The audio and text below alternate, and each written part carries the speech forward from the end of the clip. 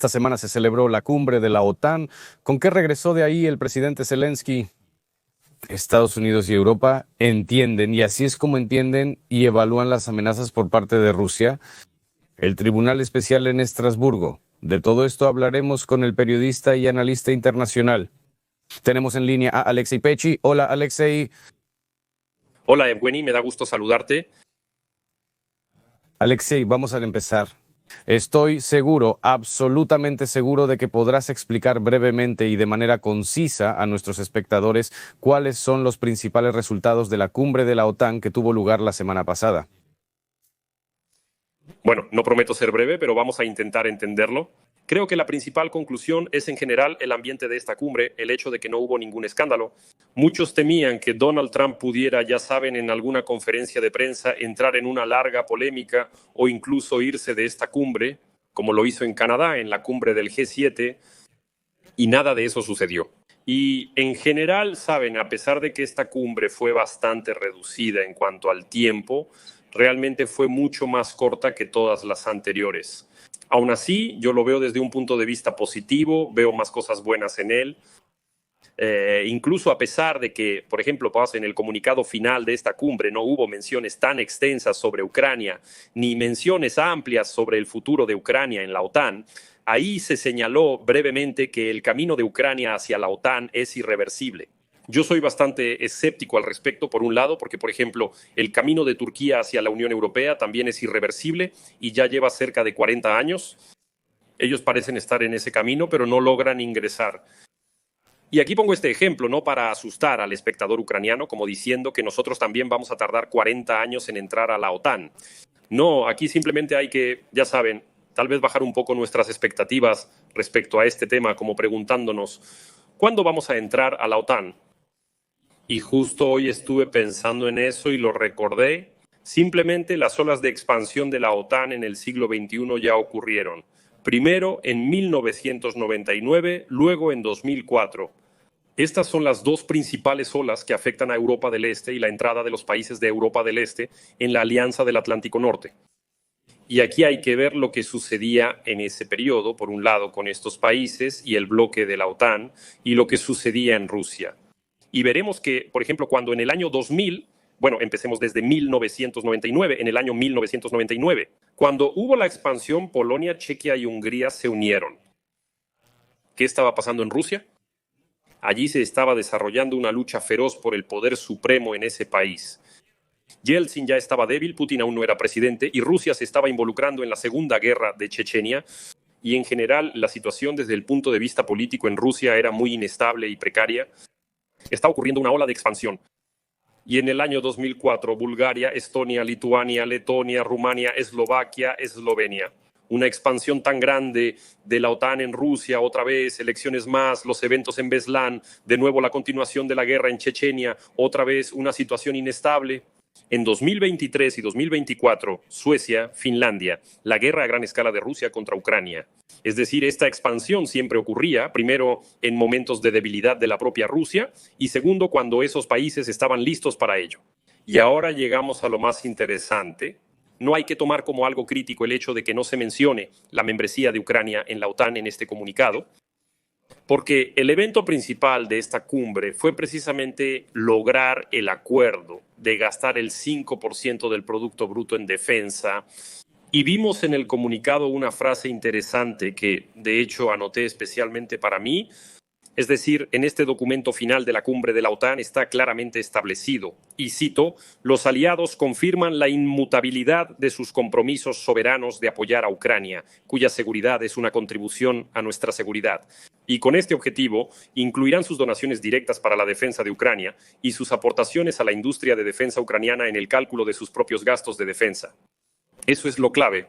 Y lo que se escuchaba en los pasillos de la cumbre de la OTAN es que al alcanzar este umbral del 5% del Producto Interno Bruto para defensa, aproximadamente el 0,25% se destinará a la ayuda a Ucrania. Eso es lo más importante. Esto significa que de facto ya estamos integrados en las estructuras de la OTAN. La solución de la cuestión de jure se pospone al menos hasta el periodo de la presidencia de Trump. En gran medida, esto dependerá de los resultados de la guerra entre Rusia y Ucrania. Y es evidente que, al igual que Suecia y Finlandia, nosotros también recorreremos nuestro propio camino hacia la adhesión a la OTAN. Pero es muy importante que ya estemos incluidos en este sistema. Y esta es una buena señal para Ucrania, que la cuestión de la ayuda militar a nuestro país, ahora está plenamente integrado en los mismos gastos de defensa de los propios países miembros de la OTAN. Esto facilita mucho el proceso burocrático para los propios miembros de la OTAN, porque recordemos, antes podía haber una demora muy larga en el tema de la votación en los parlamentos locales. ¿Cuánto asignar para la ayuda a Ucrania? Surgían preguntas, por ejemplo, en Alemania sobre el techo de la deuda pública, si se podía aumentar, y cada 1.000 o 2.000 millones de dólares adicionales se votaban para aumentar esa ayuda. Y veíamos esto como noticias separadas que, por ejemplo, Alemania o Francia asignaban adicionalmente 1, 2 o 3.000 millones de dólares de ayuda a Ucrania. Eso era un acontecimiento, pero ahora esas cuestiones pasan más a la sombra. Y en consecuencia, ahora Macron y Friedrich Merz ya no tendrán que romperse la cabeza pensando en cómo convencer a su propio parlamento de votar por un paquete de ayuda adicional. Ya no será necesario hacer eso. Es decir, hay gastos claros para la defensa del propio país dentro de la OTAN y en ese paquete ya está incluida la ayuda para Ucrania. Es una buena señal y es bastante positiva. Además, algo positivo, también quiero destacar la reunión entre Zelensky y Donald Trump, después de la cual escuchamos una señal clara de que Ucrania finalmente recibirá misiles para los sistemas Patriot y posiblemente los propios sistemas Patriot. Y aquí hay otro, el más importante, en mi opinión, resultado de esta cumbre. Todos los miembros de la OTAN ahora tienen una comprensión clara de cómo debe actuar la Alianza del Atlántico Norte bajo la presidencia de Donald Trump. Es decir, si vimos durante casi los primeros 6 meses, había cierta duda. Macron con Keir Starmer, luego con Friedrich Merz, iban y venían, viajaban a Washington, intentaban llegar a acuerdos. No estaba claro cómo iba a funcionar esta estructura en el futuro. Surgieron preocupaciones de que Estados Unidos, si no se sale de la OTAN, al menos podría interpretar el artículo 5 del Estatuto de la OTAN de manera muy diferente a como lo hacen los europeos. Había muchas preguntas sobre la coordinación de la ayuda a Ucrania por parte de la Alianza del Atlántico Norte. En esta cumbre me parece que se hizo evidente que todo apareció, esa comprensión de cómo actuar. Es decir, Europa finalmente aceptó el hecho de que su defensa es su propia responsabilidad. Eso es de lo que habló mucho Donald Trump, y Ucrania es precisamente parte de esa misma defensa de Europa. Porque con los Estados Unidos de América, como se dice, no hay que pedir ayuda, sino comprarla. Y en esta cumbre vimos esa dinámica, que Europa lo entiende completamente. Europa, como saben, antes de esta cumbre hizo su tarea, tomó una decisión importante sobre el aumento de los gastos de defensa dentro de la Unión Europea. Como saben, ahí se adoptó un programa multimillonario para el desarrollo del complejo industrial de defensa y Ucrania ya está incluida en ese programa también. Es decir, Europa entiende perfectamente todas las ambiciones, todas las acciones de Donald Trump y comprende que no será posible pedirle los mismos sistemas Patriot a Trump como ayuda. Tendrán que comprarlos. Europa está lista para eso. Ucrania está absolutamente lista para eso. Y desde este punto, finalmente podemos avanzar en total coordinación con el mismo Donald Trump.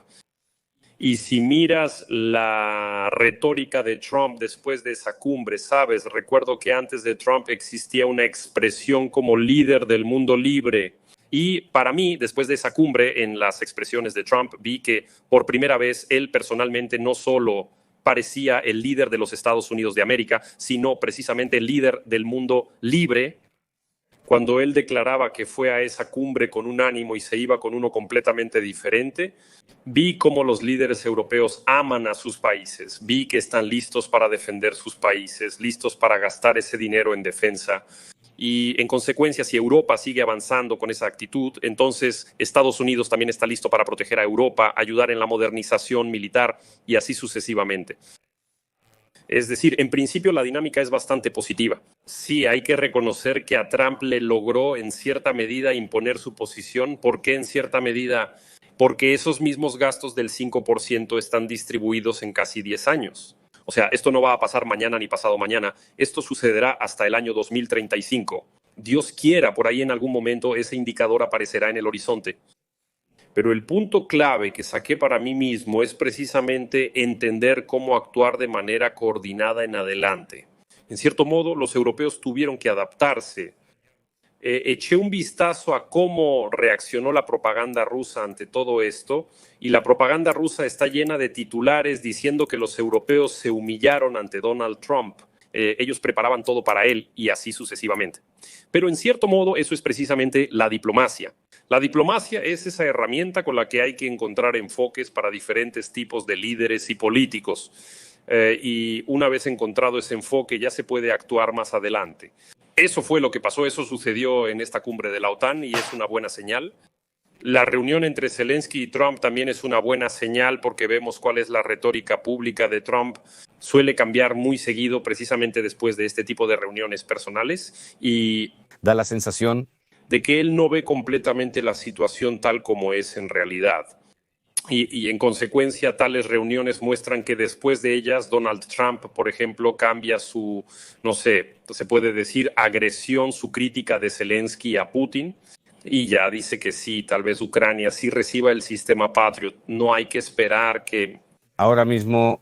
Trump ame a Putin. Alexei probablemente quiso decir que no hay que esperar que Trump ame a Zelensky ahora mismo, ¿verdad? Sí, sí, sí, porque parece que por ahora casi ha dejado de amar a Putin. Pero además de que es una buena señal, también hay cierto peligro en esto. Es posible que otra llamada telefónica de Trump o de alguno de sus representantes especiales con el Kremlin termine en que Trump vuelva a elogiar a Putin. A lo que usted dijo. Justo hoy salió la noticia de que el senador Lindsey Graham declaró que Donald Trump considera que ha llegado el momento de dar un golpe fuerte al Kremlin. Se trata de un nuevo paquete de sanciones contra Rusia y la discusión del proyecto de ley en el Senado de Estados Unidos comenzará ya en julio. Es decir, estarán los Estados Unidos que dicen que posiblemente no se unirán a las sanciones europeas. Quizá incluso relajemos algunas de las nuestras en algún lugar y de repente, justo hoy, sale la noticia de que hay un nuevo paquete estricto. Pero la discusión será solo en julio. Hasta julio todavía puede haber varias llamadas de Trump y Putin y así sucesivamente. Dígame, por favor, se ha hablado mucho ahora sobre el hecho de que, entiendo, usted mencionó este punto, que Trump entiende que los europeos están listos para defenderse. Él también escribió un tuit diciendo que el 5% son resultados increíbles de la cumbre, los europeos lo hicieron muy bien, todos como que estuvimos de acuerdo en eso. Pero muchos expertos han estado diciendo toda esta semana que el problema más importante que existe ahora no es tanto el dinero, sino más bien la comprensión de las amenazas de Rusia. Es decir, cuando Europa realmente se prepara para que en el flanco oriental puedan surgir problemas reales, una fase activa de la guerra, ¿no? O sea, un posible ataque en Estados Unidos. Hasta donde entiendo, según lo que escriben y dicen los expertos en Estados Unidos, no creen en esa posibilidad. Dígame, por favor, ¿los expertos están equivocados? Tal vez en Estados Unidos también entienden estas amenazas. Y si no lo creen, ¿por qué? ¿Qué es lo que falta? ¿Acaso datos, confianza en los europeos o es una total falta de comprensión de lo que realmente quiere Putin? Sabe, por alguna razón me parece que en Washington hay una comprensión absoluta de lo que está sucediendo. Pero ahora Europa y Estados Unidos están tomando una posición, lo diré de manera directa, pero están tomando la posición del policía bueno y el policía malo. Y esto lo dejó claro el secretario de Estado de Estados Unidos, Marco Rubio, quien dijo que, por ejemplo, no imponemos sanciones todavía porque eso interrumpiría nuestro diálogo en desarrollo con Moscú. Es decir, Washington ha asumido la posición de pacificador, negociador, el buen tipo que puede hablar con todos, incluso con los villanos. Esto lo demostró el episodio con Irán. Es decir, primero lanzaron bombas y luego, ¿qué hacen? Trump elogia a Jamenei diciendo que actuó sabiamente, que no decidió responder de manera demasiado dura. Luego, de nuevo, surge un conflicto entre ellos, pero aún así me parece que Estados Unidos toma esa posición De una postura tan buena. de un tipo bueno que está dispuesto a hablar con todos, a llegar a acuerdos con todos. En cuanto a las sanciones, aquí voy a corregir un poco. Lindsey Graham no dijo nada nuevo sobre julio porque esto ya se sabía desde hace más de una semana probablemente. Y todo el problema es que ahora el Congreso estaba ocupado aprobando un gran y hermoso proyecto de ley de Donald Trump. Y mientras no lo aprueben, respectivamente, no van a avanzar en nada. Y él ya lo había dicho antes, que hasta julio seguro se pospone. Ahora hay otras cuestiones. Pero Europa entiende perfectamente su amenaza y hay que prestar atención a que hoy también es noticia que después de la cumbre de la OTAN, Ucrania también sale de la Convención de Ottawa sobre minas antipersonales. Pero ¿quién hizo lo mismo antes de eso? Absolutamente todos los países de Europa del Este. Europa del Este entiende perfectamente lo que está pasando, se está preparando, está minando las fronteras y así sucesivamente. ¿Qué les dijo Trump a los europeos en la cumbre de la OTAN? Mientras yo sea presidente de Estados Unidos, Rusia no los atacará. De nuevo, este es un mensaje más bien para el Kremlin de que soy un buen tipo, pero mejor no jugar demasiado. Y yo respondería sobre la comprensión o la falta de comprensión de lo que está sucediendo con las palabras de Friedrich Merz, quien dio una entrevista y expresó muy bien su posición sobre Trump. Cuando le preguntaron si planeaba llamar al presidente ruso Putin, dijo que no lo haría, que no tenía ningún sentido.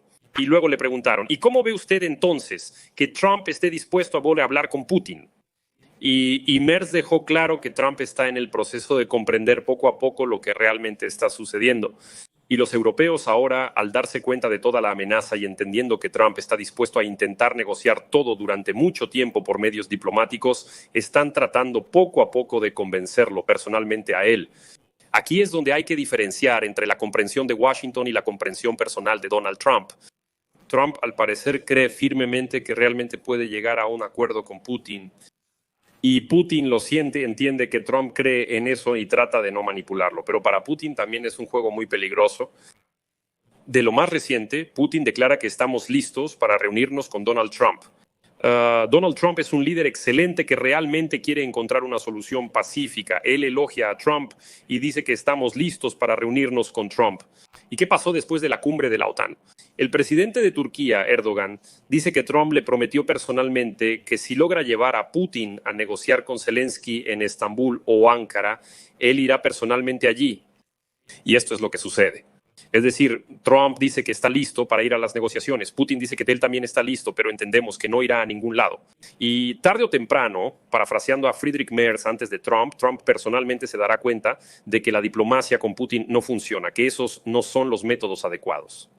Y por eso, aquí yo sí distinguiría entre la posición de Washington y la posición de Donald Trump.